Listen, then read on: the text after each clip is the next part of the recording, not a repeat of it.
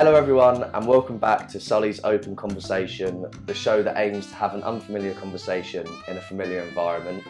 As always, I am your host Sully, and today I'm joined here with Brett. Welcome, Brett. Hello everyone, I'm Brett Garcia. So I've known Brett for probably around six, 7 months now. Yes. And I won't spoil it, so I'll let Brett introduce himself and let you all know about him. Hello, my name is Brett Garcia. I've worked in the NHS as a clinical specialist and a psychotherapist. I specialise in neurodevelopmental conditions like autism and ADHD, and I've worked extensively with adults and children. I also am the clinical director and business owner of Optimal Minds, and also the chair of Mind in Croydon, where I give some voluntary work back to the community. I also do some psychotherapy part-time with children, adults, families and couples. Absolutely amazing, Brett. Amazing.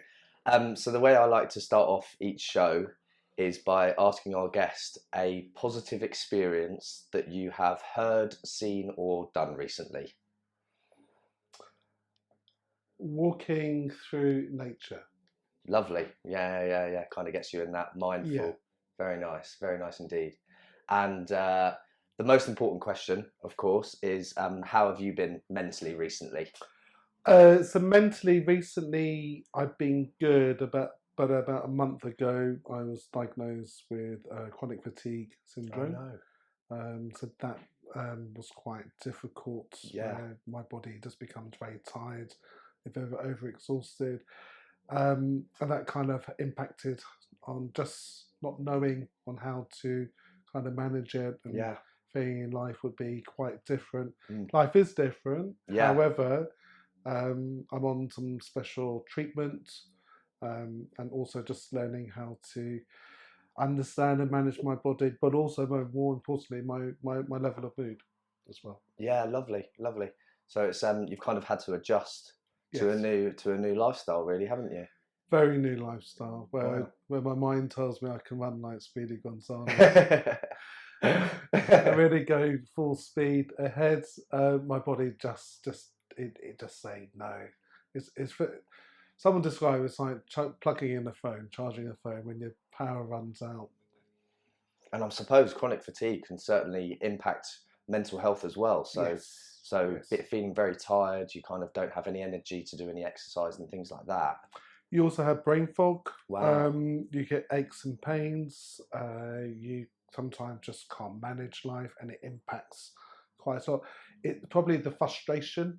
Yeah. And also it's a hidden disability, so Yes. people don't really understand. They think you look well. Mm. Some days you feel okay, Yeah. and 1 or 2 days you just can't get out of bed. Yeah. And employees, or you're running a business, or home life, or just your own personal social life, just Impacts your day to day. Yeah. do. Wow. So this is quite a special episode, I would say, for me and Brett, because Brett was actually my psychotherapist. So I could arguably say Brett's the person that knows me probably the best in the world. Knows the things that he should and shouldn't. But so the setting that we're in right now is actually the room that me and Brett did therapy in, that lasted kind of 3 or 4 months. Yes. And easily I can say lifted me out of kind of one of the worst places I've ever been in. So I can't thank you enough for that, especially. I think one of the most important things about therapy and psychotherapy, it has a taboo. There is a certain thing in society that says that the only times that you need to have therapy are when you're kind of having issues or you've got mental health problems, which I think we're both sat here today, basically saying it's not like that at all, No, is it? Not at all. It's No. not like that at all. Most people always call it mental health. Yeah. I would disagree with that. I think I call it life's challenges and difficulties, and I think anyone in life can go through something. Yeah. And it's not always about being depressed. Sometimes it's just about maybe if you're frustrated or have Yeah. a dilemma. And sometimes you just need to have a look at it, see what it feels like, what it looks like, and try and understand the root or the Yes. roots That's for very it. crucial. And everyone's going on about mental health. Mm.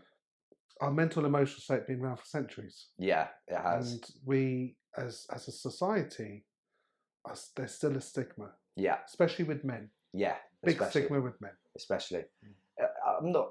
I suppose that comes from history in the sense that certainly 100 years ago it was men that had to provide for their families and kind of just get on with it, be the kind of make the money, put the food on the table, and never had that opportunity to kind of really talk about what was going on inside. And I suppose potentially talking about your emotions was a sign of weakness. Yes. back in the day. And I mean, maybe people still think that now, and that's why mental health is kind of a taboo topic still. I think talking about how you feel, or perhaps recognizing how you feel, can be very personal. It can really be personal for not only because of religious status, culture, or whatever people are associated with, but I just think do we know how we feel in that moment? Yeah. And that's the important factor. And I think for men also in general, I think it's just they you know they're seen as to want to, they don't have emotion. Yeah. Men have emotion. Yeah. What's beautiful is if you're watching a sporting match in a pub, say like a football match, and say about 20 years ago, I was in a pub, just watching I won't mention the team. Could cause some conflict. Could cause some conflict. And there was men, there was women, there was all types of people in their family. So this is not only specific about men, this is inclusive with everyone, but we're just talking about men in this moment. Yeah. And just watching two London teens play Sunday afternoon, having a pint of Guinness, was with a friend somewhere in North London, I won't mention the location. And suddenly I took a stop, kind of took a step back. Yeah. And there was men talking when the team lost, they were crying. Yeah. Then everyone was hugging each other. And then after the match, people then were cheering, all types of emotions. Then suddenly, it just stopped. Yeah. Because if they become kind of self-conscious, and I don't know if this people can relate to this, it's when people become quite reserved or self-conscious. Yeah. And suddenly you hear all types of conversations, and you think, well, why isn't this not natural? Yeah. It is natural, but why can't it be acceptable? Yeah. Yeah. Very interesting. It is very interesting. Very interesting.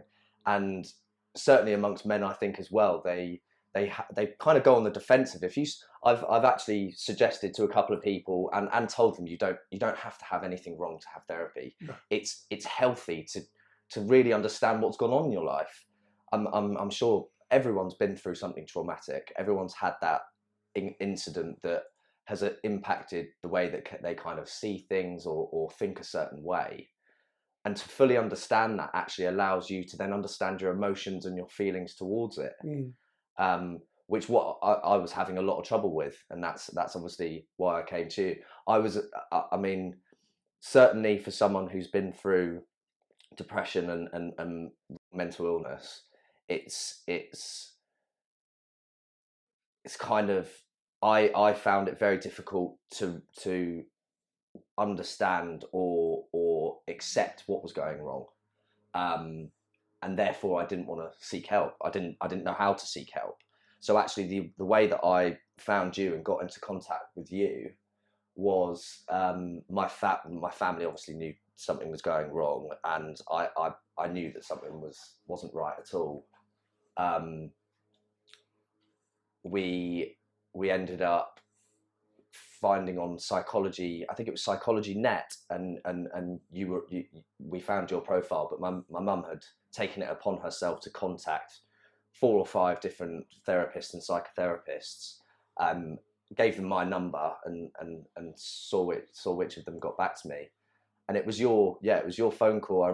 I still remember it to this day, driving home from work and feeling pretty rubbish about myself, really, really down. And I got your call, and I just started to explain what had happened with me and my story. And I distinctly remember saying to you, I haven't been dealt a shit hand in life. I don't know why. But I feel this way, and the thing that resonated with me the most is the thing that you replied with was you don't have to No. you don't have to experience anything horrible in your life, or you don't have to be dealt a shit hand. This can happen to anyone at any point in their life, and that's what's so crucial to understand.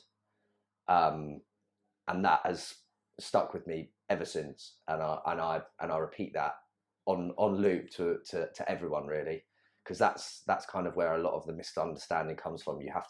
A lot of people, I suppose, think that they have to have something gone wrong in their life.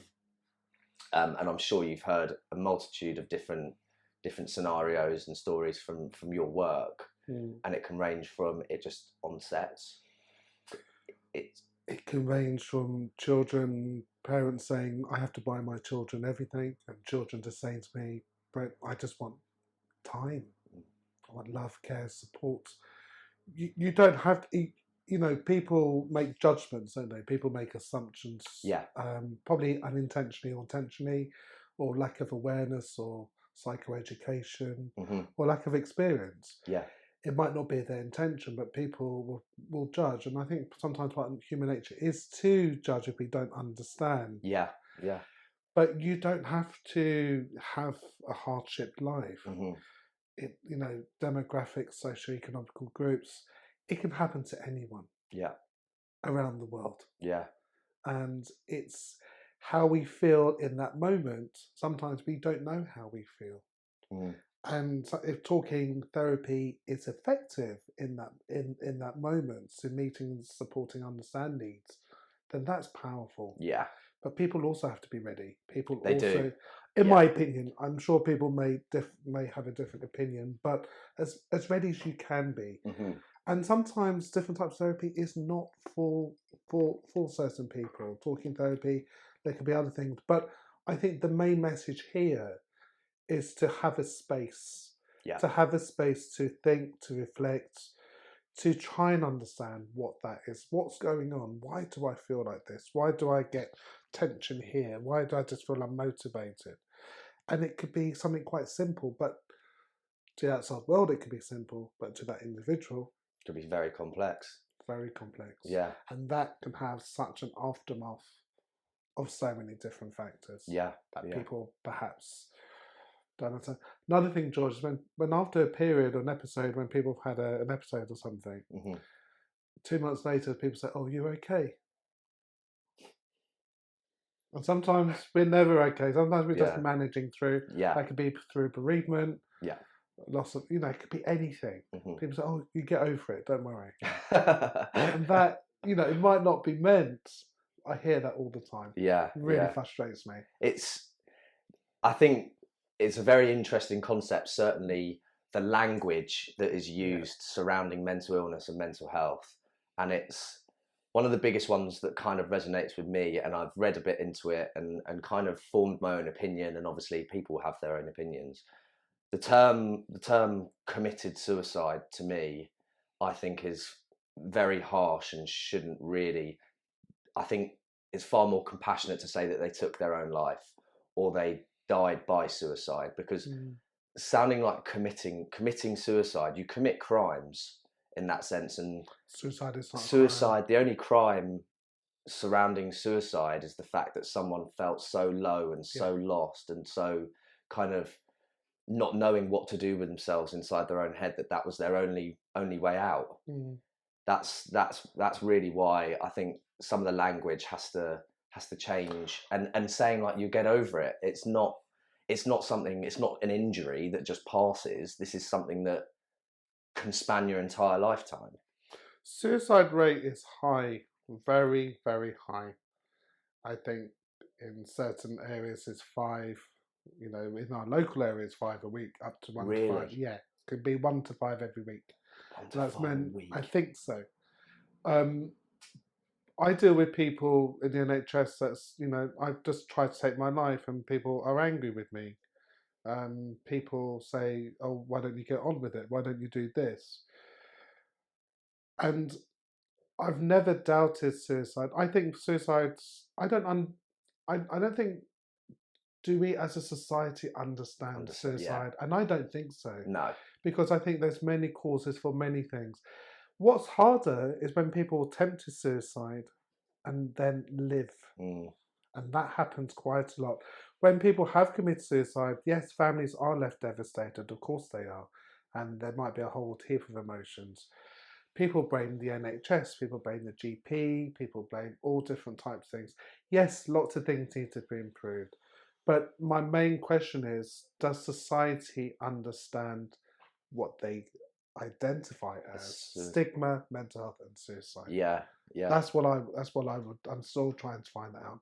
And I meet lots of people. I've spoken about mental health, and it's hard, and it does rub people up the wrong way. It evokes different emotion, but we talk about productivity. We talk about retention of people. We talk about different environmental factors. We have to be a certain way. And yet the expectations demand what society perhaps places on us as individuals builds up pressure. Yeah. So it's sometimes it can be like a vicious circle. Yeah, 100%. One of the questions actually, so you don't have to go through kind of all the different types of therapies and things like that, but if you could give the viewers just kind of a general what therapy entails, what it's there to do, what its aims are really. I know there's a lot of different types of therapy out there, but say like CBT, so cognitive behavioral therapy, is a talking. So cognitive behaviour. So there's a whole combination of therapy, and I'm sure there's any others therapists watching will probably pick up on the. They'll probably do a much better job than what I can do. So there's cognitive behaviour therapy. There's person-centered approach. Then there's what we call the integrative therapy, humanitarian therapy. There's Gestalt, transaction analysis, psychodynamic, psychoanalytical. So there's a whole cluster of different types of therapy, and there's also art. So you got there's more creative therapy as well, which is very, very powerful in my opinion. Yeah. There's art, there's music, there's drama. There's even types of animal types of therapy. So it's a minefield. Yeah, so you have all these different types of approaches. Yeah. What they call methodologies. So it's a different type of approach to understanding something specific that may or may not be happening or appears to happen in that moment with that person. Mm-hmm. So lots of people think cognitive behaviour therapy, yes, that can be quite good. Someone dealing with anxiety or depression, it's a bit of self-esteem.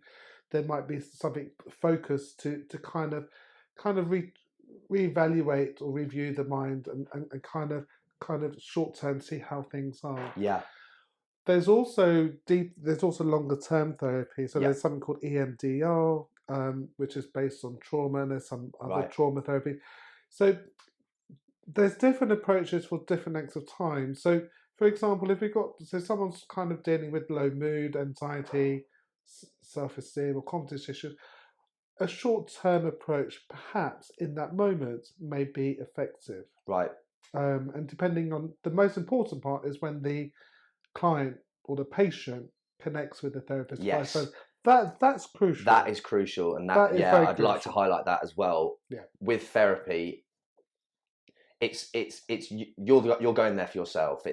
So if you do not have a relationship, the likelihood is that you're not going to open up everything that is going on. So it's 100% crucial, and it's not rude or anything to say that there isn't a connection, but it is of prime importance that you do have that relationship with your therapist. The relationship is paramount. Yeah. It's imperative. Also, and that's nothing to do with the therapist at all. And it might be the type of therapy that they're doing that the person isn't perhaps responding well, and the therapist should not take that personally, Yeah. nor should the client. It's just if the connection, as much as it can, has to be natural, organic, Yeah. and feels right. Yeah. For medium and longer term, depending on the severity and the complication of Mhm. what's going on within the person's situation, then more in-depth therapy, more Right. analysis should be then taken. Therapy should also be reviewed. Therapy shouldn't always be about sadness. Sometimes Yeah. it can also be what we call a light bulb moment, when something makes sense. Yeah. You can set homework, it can be fun, Mhm. but also more importantly, that is understanding, support, and meeting those needs. Yeah. So, and therapy shouldn't be too long term. And I'm sure people would disagree with me there. Yeah. In my opinion, I think sometimes if you do it, say for 6 months, take a break. You've got Right. to process, Yeah. And there's a reflect. lot to take in, isn't there? It's a lot to take in. Sometimes weekly therapy might be good for the moment, and then fortnightly, monthly. So depending on the context, if it's through private practice or employment based, Mhm. or if it's done through the NHS, sometimes there's group therapy. Yeah. So there's lots out There's a there. magnitude, isn't there? Magnitude of every different things. But also sometimes to get to therapy, I think, from my opinion, Mhm. is the hardest. Yes. Will I getting be there. judged? Yeah. Is the person, first of all, is the person qualified? Mhm. Do they belong to a professional body? Is there a contract? Yeah. What happens with is when I have confidentiality, Mhm. or the ethical codes and practices Yeah. of a professional body that supports, so like the British Social Council in Psychotherapy, UKCP, and the psychology one, and there's different other ones. Sorry, it's gone from my Yeah. head No. at the No. moment. Don't worry. There also needs to be a professional governing body. All therapists need to have supervision, Yeah. because that they have to work towards that they are meeting clients' needs. Mhm. A theme is given, but also that it's ethical, it's appropriate, and that you're supporting and meeting clients. But also the therapist needs to be supportive, Yeah. Of because course. they are coming. People coming to see them, say if it's in private practice. Yeah. Can you be equipped? And if you're not equipped, then you need to refer on. But therapy, I think, has changed. Right. I think it's got more acceptable. Yeah. I still wonder when I hear, well, when in I won't mention them, but in other settings, when I hear, oh well, the situation can be fixed in 6 sessions. I will leave that up to the public, whatever they view about that. But not everything can be done. Not everything's a quick fix. I think it's a quick fix. No, not at all. And certainly, you say there is. I can certainly understand that. I feel as though when our sessions were kind of coming to an end, I certainly felt in myself more self-reliant, definitely, and I was coming to you and having far less problems. I suppose there was less for me to get off my chest and try and understand, which was the beauty of the 3-4 months of having therapy with you, was that over that time, I mean, hell, the first kind of 3-4 weeks, maybe first, well, month and a bit, is uncomfortable. Very uncomfortable. It's really uncomfortable because you're searching within yourself. You're really figuring out who you are. You're exposed. Yeah, massively, and that is uncomfortable for people. Yeah, very uncomfortable. Yeah, and it causes shifts in your perspective and opinion, and it's made me a far more resilient and understanding person. 100%. It changed my life. Well, yeah, as kind of a generic saying as you can, but it totally did. I transitioned from.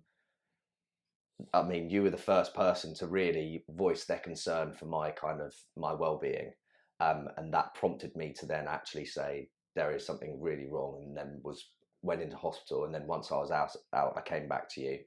I'd been put on medication, but obviously, medication is a quick fix. I feel it's a coping thing, whereas therapy actually is the essential, deep-rooted kind of understanding the cause. Medication can be effective Yeah, if yeah, it's reviewed. yeah, Sometimes therapy can also be effective. Sometimes a combination of both both, can be yeah, really powerful. yeah, I think it just depends on the person.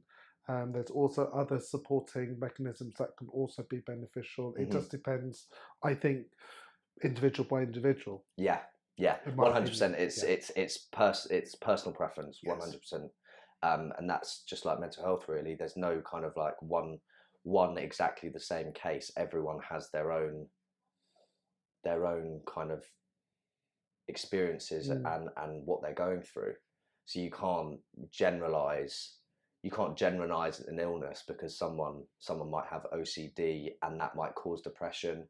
Someone might have anxiety and that might cause kind of OCD, onsets OCD. So it's very particular to the person, and that's what's very important as well, is that you find something that works for Most you. important, George, I absolutely agree. You find something that works for you. Yeah, Sometimes sport can also be good. I'm yeah, so pleased now that people from the sporting world, music industry, people of difference, and that could be interpreted as anything. yeah, Older people, a lot of hmm people forget about older yeah, people, and older people are very yeah, isolated, very isolated.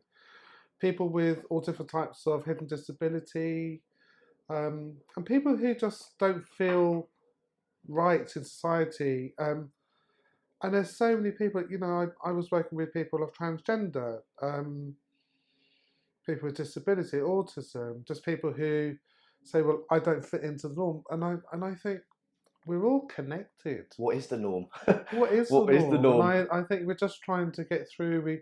Then everyone said, oh, well, now COVID is finished. We're fine now. Yeah, People let's work in all these professional industries. How did they feel? The yeah. police, the people in the NHS, supermarkets. People always forget about people in supermarkets. People doing carers, Yeah, people who are or family carers. hmm They're unforgotten. So all this strain upon our mental and emotional state. People just. I just. What was so beautiful about the time in COVID yeah, is that people every Thursday used to come out. Well, in this area, used to come out and clap. clap, yeah, And suddenly, when people didn't talk to people, or your neighbour just wouldn't look at you yeah, for yeah, whatever yeah, reason, came across and said hello. yeah, That blew me away because I would always say hello to everyone. hmm And there was almost like a kind of community there was, unity. yeah, yeah, yeah, And people were, it was less polluted, less noisy, and people seemed to have a bit more time. yeah, yeah. We're now 2 years on. Do you think it's shifted back into when Yeah, yeah, I think it seems everyone's slipped back into their old it, lives see, again? it appears that way in Yeah, many factors for me, and it's like, well, then there's still so much that this 2 years has had on everyone, yeah, and we are still seeing the aftermath, and I think we will see for a long time. COVID has gone away, but that's just one part. hmm And I think they say get out in nature, do this, do that, but do people really understand what's going on? There's yeah, lots of people who talk about it, yeah, but do you understand it? yeah, yeah, yeah. It's That one thing. that's my question. Yeah, and that's a very good question, because I certainly agree in that sense that it's all well and good talking about it. You could say the mental health in kind of the corporate world, you can talk about it, but do you understand it? Do you really, really kind of realize the impacts that it can have on an individual in a corporate sense, their workload, their feeling at work, their motivation? It can affect a whole host of things, and until we can fully understand as a society what it is and what it means to have a mental illness or mental health problems, Mm. it's still not there. If I mention Prince Harry, so he's had people claim that he's had a real privileged life. To say, for example, Yeah, that could be interpreted in any type of yeah, setting. Regardless of who he is, his mother died, hmm but yet he has to be shown to be, regardless if people like him or not. Yeah. But if we think of a loss, that he's lost someone, Yeah. and then through whatever, and he went for psychotherapy. Yeah. And he went for psychotherapy. I think the psychotherapy, and I might be wrong here, for quite some time. Yeah. Well, it's incredibly traumatic, isn't it? To be exposed, and for him, and now he talks in about the public eye as well. And anyone in the public eye, yeah, you know, they do have feelings. Yeah. But people think, well, they're fine. It's like certain figures or certain celebrities or certain people that we see every day, say on the tube. Yeah. You know, you might be traveling. I remember traveling on the tube a long time ago when I worked in one of the hospitals, and this past Canary Wharf. Everyone used to sit there like that, and these people look so stressed. They, you know, one could assume they had a really good life. Yeah. Make an assumption. Yeah. But they were like robots. Yeah. And you know, you mentioned about the corporate world. I mean, I wonder what's going on in their life. How do they feel? Are they allowed to talk? Are they allowed to express an opinion? Yeah. About how they feel? Mm-hmm. Or is that then still a sign of weakness? It's that. I think there's certainly a separation still between their personal lives and their professional relationship at work. You'd like to, so you call them colleagues because you're friends with them in work, and you might go for a drink with them after work and things like that, but you may not see them on the weekends. They may not be kind of like in your friendship group, I suppose. So if that element of personal relationship isn't there, I feel like people are less likely to open up in a professional setting about their personal lives. And I think, I don't know, some people don't want to talk about it. Some people actually don't want to, but I just wonder whether they don't want to because they've never learned how to, or why it's important to. Not necessarily that they just don't want to talk about it. I think that as well, and I think sometimes people just don't know how to talk.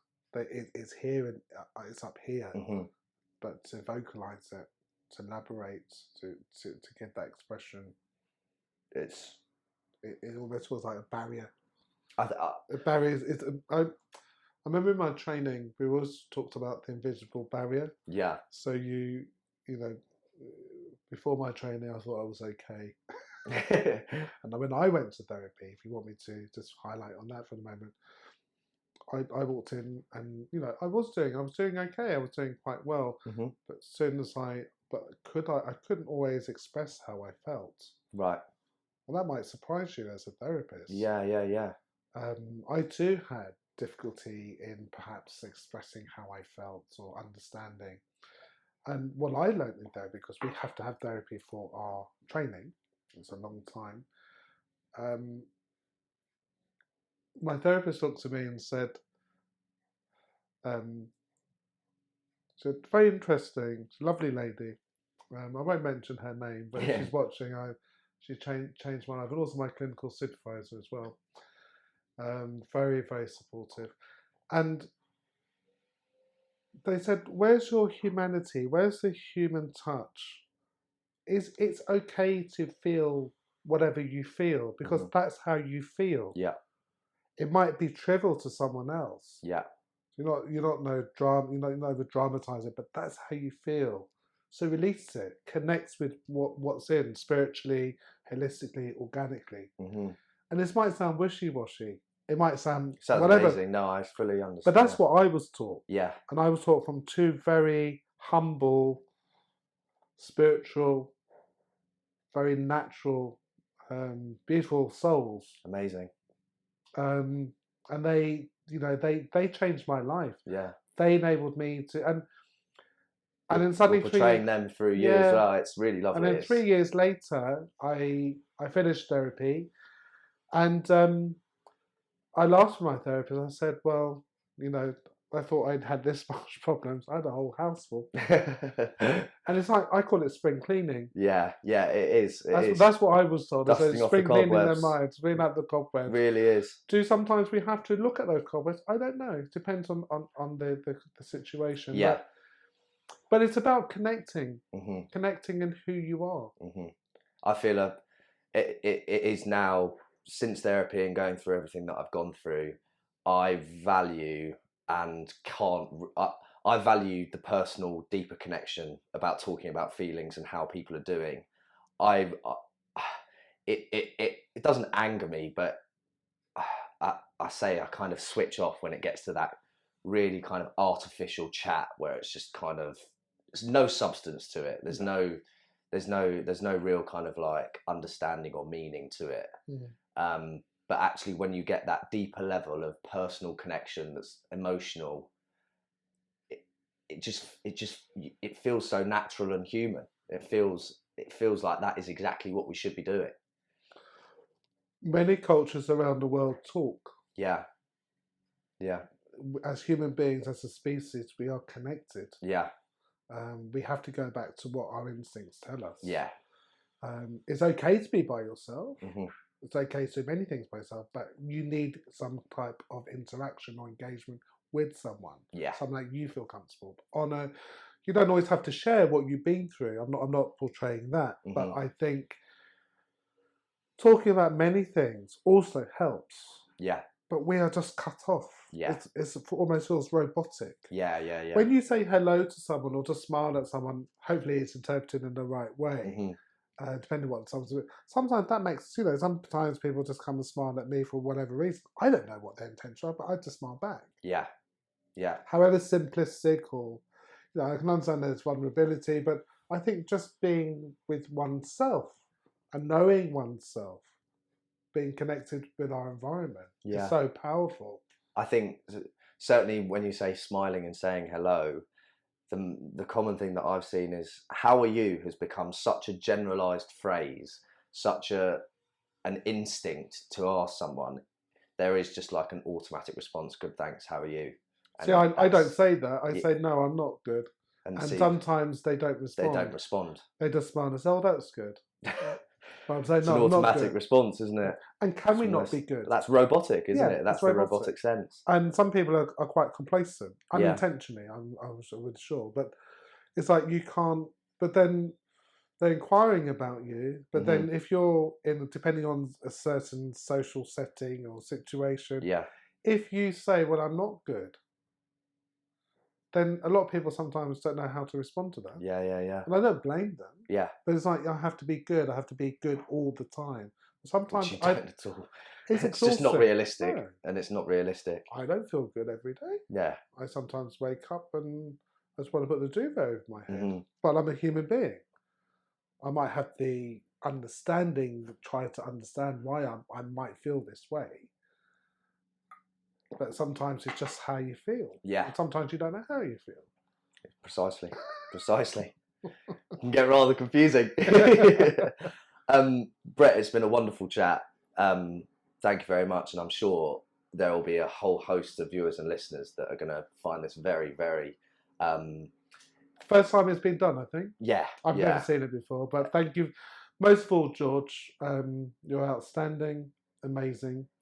And this has also helped me to understand even deeper with people.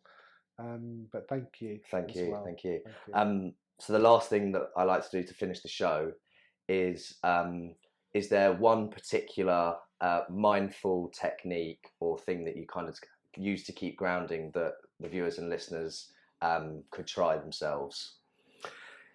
So mindfulness has been around a long time.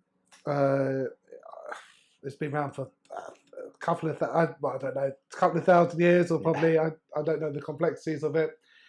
And everyone said you have to do deep breathing. There's lots of different things, which are brilliant. What I do, I walk with nature. Brilliant. I walk with nature. I walk in an open, sometimes a wooded area, or maybe early morning, or just where it feels safe and comfortable. Less people, the better. Yeah.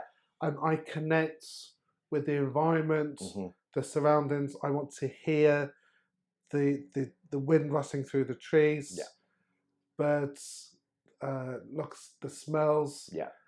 To me, that's my mindfulness. That helps me.